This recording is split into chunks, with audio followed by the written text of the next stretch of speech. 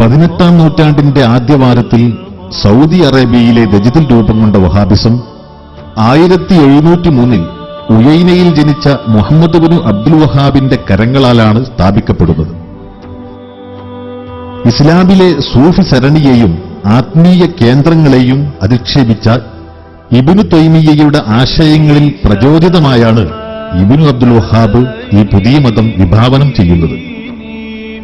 ജഗനിയന്താവായ നാഥനോട് പങ്കുചേർക്കുന്നതിന് സമാനമാണ് മഖ്ബറ സന്ദർശനമെന്നാണയിട്ട് മുസ്ലിങ്ങളെ അവിശ്വാസികളാക്കി വേട്ടയാടിയതിന്റെ ചിത്രം ഭീകരതയുടെ പുരാവൃത്തമാണ്.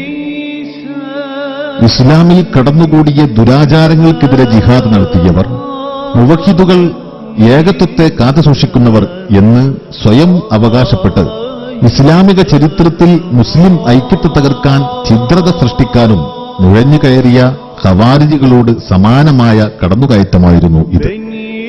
മാനവ ഐക്യത്തിന്റെ ശിരസിൽ കത്തിവെച്ച് രക്തരൂക്ഷിതമായ കലാപങ്ങൾക്ക് വഴിമരുന്നിട്ട ഖവാരിജി സമൂഹത്തിന്റെ ഭീകര ചിത്രമാണ് അഭിനവ ഖവാരിജിയാക്കളും അനുധാവനം ചെയ്യുന്നത്. നജിദിൽ ശൈത്താന്റെ കൊമ്പ് മുളക്കുമെന്ന പ്രഖ്യാപനം അന്വർത്ഥമാക്കിയ ചരിത്രമാണ് വഹാബിസത്തിന്റേത്. മധ്യ അറേബ്യയിലെ ദർഇയയിൽ നിന്ന് ദുർബോധനം തുടങ്ങിയ ഇബ്നു അബ്ദുൽ വഹാബും അനുചരരും അനേകം പണ്ഡിതരുടെ രക്തം ചിന്തിയാണ് വിപ്ലവം സാധ്യമാക്കിയത്. നജിദിലെ ഭരണാധികാരിയായിരുന്ന ഇബ്നു സഊദുമായുള്ള ബന്ധത്തിലൂടെ അറേബ്യയുടെ ഔദ്യോഗിക മതമായി വഹാബിസം അംഗീകരിക്കപ്പെടുകയായിരുന്നു. മതപരിഷ്കരണവാദിയുടെ മകളെ രാജാവ് കല്യാണം കഴിച്ചതോടെ ഈ ബന്ധം സുദൃഢമായി. അറേബ്യയുടെ ചരിത്രകാരന്മാരിൽ പ്രമുഖനായ ഫിലിപ്പ് കേഹിറ്റ് ഇതിനെ മതവും വാളും തമ്മിലുള്ള വിവാഹം എന്നും വിശേഷിപ്പിക്കുന്നു. സൗദ് ഭരണകൂടത്തിന്റെ നടുക്കിയ നരനായാട്ടിനൊടുവിൽ അറേബ്യൻ ഉപദ്വീപ് മുഴുവൻ കീഴടങ്ങി. ത്വായിഫിൽ പ്രതിരോധ വലയം സൃഷ്ടിച്ചവരെ അരുംകൊല ചെയ്ത് രക്തപ്പുഴ ഒഴുക്കി. ഈ പടയോട്ടത്തിൽ ഒരു മഹാചരിത്രത്തിന്റെ ശേഷിപ്പുകൾ നിലംപതിച്ചു.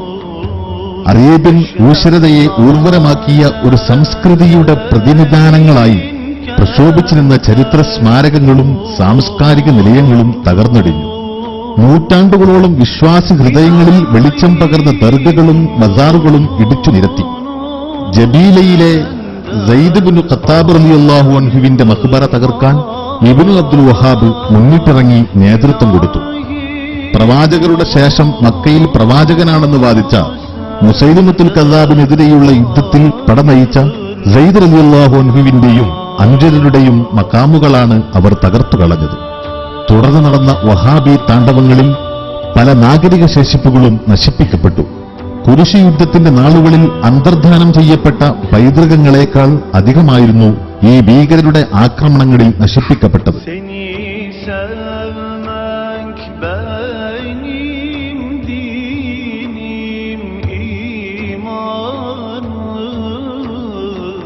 പുണ്യ റസൂലിന്റെ അനുചരരിൽ പ്രമുഖനായ ഉസ്മാൻ ഇബ്നു അഫ്ഫാൻ റളിയല്ലാഹു അൻഹു, റസൂലിന്റെ പുത്രിയായ ഫാത്തിമ റളിയല്ലാഹു അൻഹ അടക്കം അന്ത്യവിശ്രമം കൊള്ളുന്ന ബഖീ തരിപ്പിണമാക്കിയ നജിദിയൻ തീവ്രവാദികൾ വ്യക്തിപൂജയ്ക്കെതിരെ ജിഹാദ് നടത്തി പ്രവാചകരുടെ വീട് വരെ പൊളിച്ചുമാറ്റി.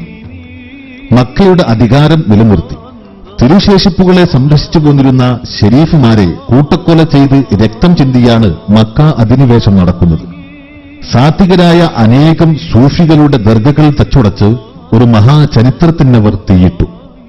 ഇന്നും ഈ ഭീകരതയുടെ നടുക്കുന്ന ഓർമ്മകളുമായി മക്ക വിശ്വാസികളുടെ മനസ്സുകളെ മുറിപ്പെടുത്തുന്നു.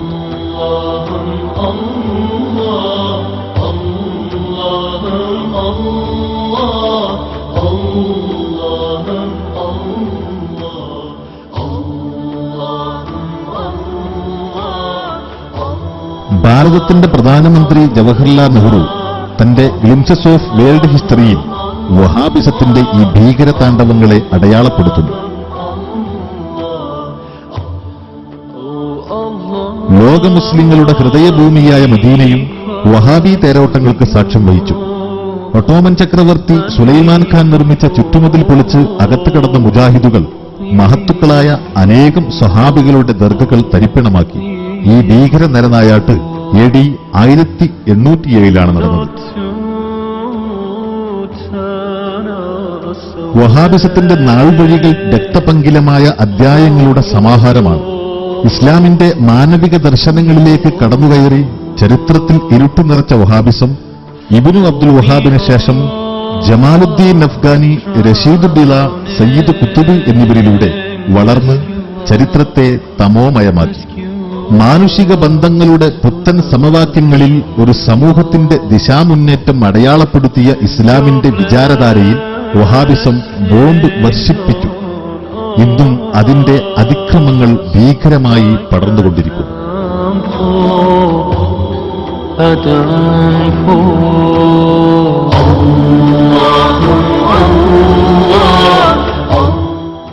ഈ ഭീകരരുടെ മുന്നിൽ വിശുദ്ധിയുടെ ഗോപുരങ്ങൾ തകർന്നടിയുന്നു. ഒരു മഹാനാഗരികതയുടെ ചരിത്രശേഷിപ്പുകൾ തുടച്ചു നീക്കപ്പെടുന്നു. കാലത്തിന്റെ വിളക്കുമാടങ്ങളായി നിലക്കാത്ത പ്രഭാവം പരത്തിയ ആത്മീയ